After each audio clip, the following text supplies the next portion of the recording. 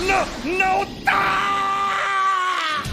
My God, does this series not skip a beat? It has been over 3 years since the spectacle that was the Season 2 finale of Mob Psycho 100. So my expectations for the Season 3 debut were on an all-time high. I gotta say, it's like it never left. And that is such a huge W right there. Just to be able to slide back into a series like that, especially one that goes from the extremes to these giant climactic city-destroying psychic fights to the everyday life of a 14-year-old. And any other series that'd be kind of jarring, but with Mob Psycho, it feels so natural. Plus, it kind of makes sense. While it's been 3 years for us, it's actually only 1 day for them. And this is where we pick up Season 3, Episode 1. So even with the majority of the city in shambles and a giant piece of broccoli growing in its epicenter, it seems for Mob everything has returned to the status quo, once again resuming his life as a typical teenage boy. And I definitely think that's where this episode shines. I mean, let's be honest, sometimes we need a stark reminder that there's more to meet the eye when it comes to Mob, that he's not just this living, breathing, talking, walking weapon of mass destruction. He's a boy. He's a teenage boy. He's worried about his crush, his grades,